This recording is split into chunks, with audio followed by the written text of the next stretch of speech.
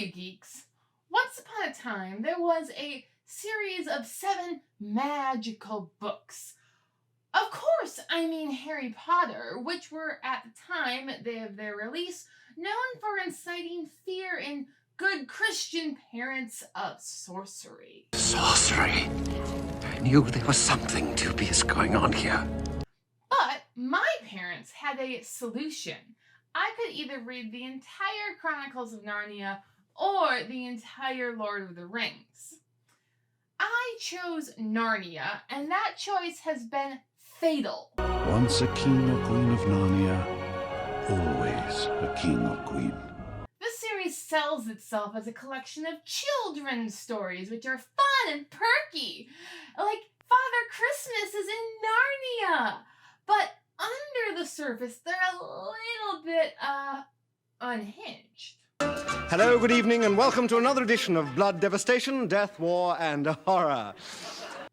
Like myself, and frankly, this channel, as this series means a lot to me as it was a cornerstone of my childhood development.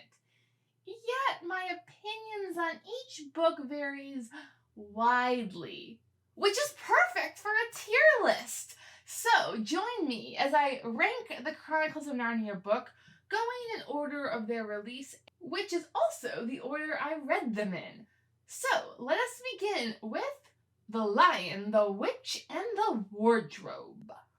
This is a solid book. There's a reason it got a Disney and BBC adaptation, and it's also basically standard required reading in the grade schools in my area. Let me know down in the comments if you read this book in school. So I'm going to put this one in fantastic.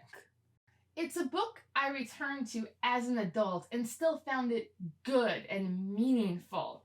And contrary to popular opinion, I actually like Turkish Delight. You want a little Turkish Delight? Not sure I'd sell my soul for this and betray my siblings, but if it was magical, then maybe. And you are exactly the sort of boy who I could see one day becoming Prince of Narnia. Maybe even king. The older I get, the more I find Emin's character super relatable. I did have trouble relating to the individual characters in this book as a kid, but the whole magical realm was, well, enchanting. Though even as a child, I found the allegory strong with this one. Fine, well, it was allegorical. Well, we won't hold that against you. That's for each man to decide for himself. My opinions on direct allegory have always been, though I did not know the name, Tolkiensian, rather than, Lewis doesn't have a good adjectival name word, which is kind of a shame, despite the epic roast I am going to put him on in this video. Next, with Prince Caspian. And here is the first time that C.S. Lewis destroyed my heart. Our heroes return to Narnia to find the magical realm in which they ruled as kings and queens to be utterly destroyed. Wonder who lived here.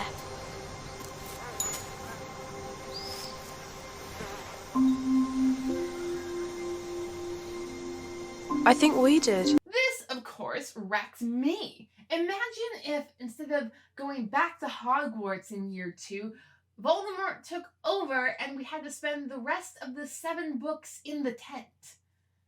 'Cause that was so interesting.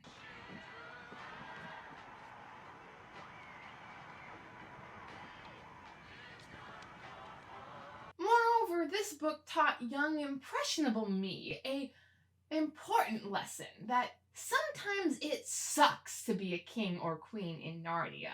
One minute you're a mighty ruler respected by your subjects, renowned for saving the world, and the next you're back to being a prepubescent human being, and then you return to the land that you once ruled to find that everything you worked for and shed your blood for has been overturned. and you don't get time to mourn the fact that all of your friends are now dead because Narnia needs new heroes. This is a story Lewis considers is for children. I suppose he didn't actively torture the Pevensey children on Earth, as that's really the only way to make this situation worse for our favorite siblings. After getting over the shock that the world I once knew was gone, I guess Rip Cheek was fun, or at least he was in the movies, but I don't remember most of it. Yet I finished it and got through Aslan trying to fit the 3 years of Jesus' public ministry into a chapter which occurred after his resurrection. What was it he said that got everyone so upset? Be kind to each other. Oh, yeah. That'll do it. We get it. And since we get it, why is this happening out of order? Lewis, if you're gonna commit to the bit, you gotta commit to the bit. He does seem to realize this in later books, so that's no guarantee that I will actually like them. It's just a critique here. Voyage of the Dawn Treader. Back before I had audiobooks to tell me how to pronounce things, or in this case, the film adaptation. You're on the Dawn Treader, the finest ship in Narnia's navy. I totally called this book The Voyage of the Dawn Treader for most of my life. And I am not sorry for this, because in this book, nothing happens. Squat. That's right. Diddly squat. Diddly squat. It was so boring that I didn't finish the book, lied to my parents about it, and risked not being able to read the Harry Potter series with my peers, which was, as an early 2000s student, a big effing deal. I can't recall what was so off-putting about this book. I suppose I could have reread it for this show. But probably. I couldn't see how the various island adventures were stringing together to make anything resembling a plot. A lot of books based off of the Odyssey seem to have this problem, which is really weird that I hated this one so much when I clearly like the Odyssey. Or at least the back half of the Odyssey. On a positive note, Lewis did have Aslan be invisible for most of this story, so he did commit to that bit of direct allegory for which I have a strong distaste, but I can respect his commitment. Yay! The Silver Chair. Well, I finished this one, but did not go back to read as an adult. So we're going to call it good. On my first read, I do recall liking the chapter of Parliament of Owls, and especially the line, "True, true," which I tried to insert into daily conversations so that I could agree with people in the most annoying way possible. Unfortunately for teenage me, The Silver Chair is not as popular as The Lion, the Witch, and the Wardrobe, and most people didn't get the reference.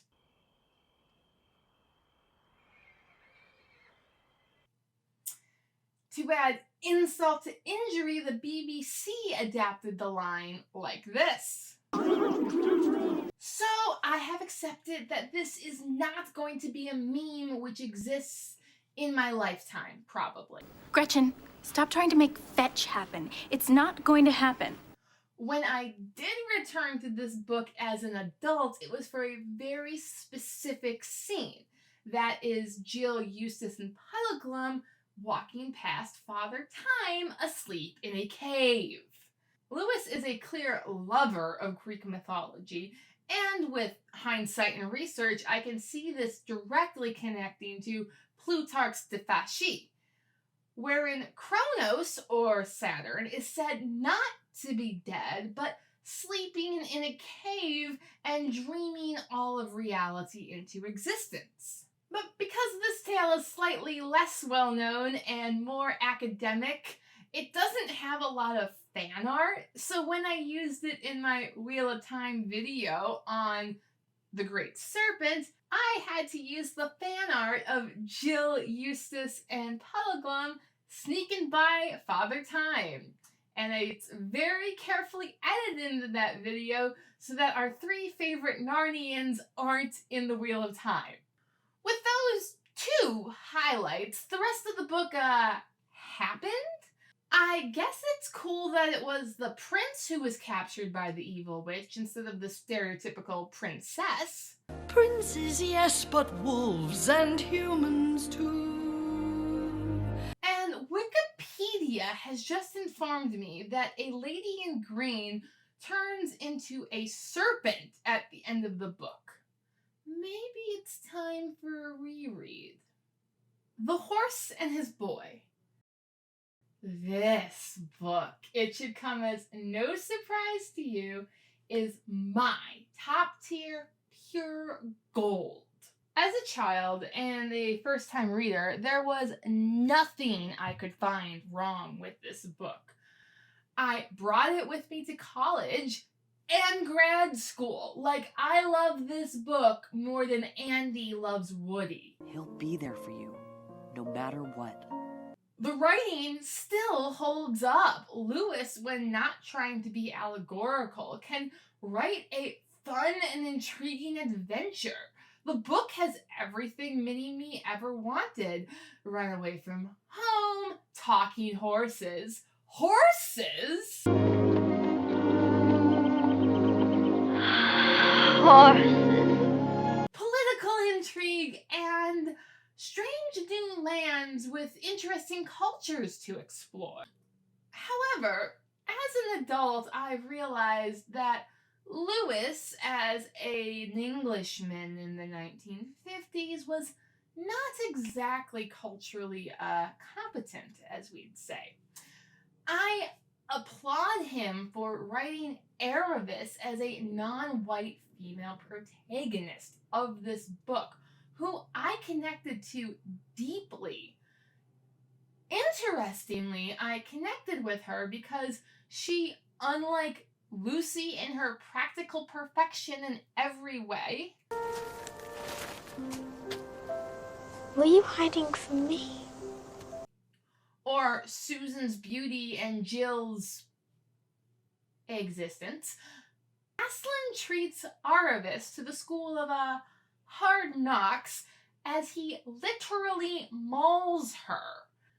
But he's compassionate and is with Shasta in his darkest moment and helps all of our characters to heal and find new homes.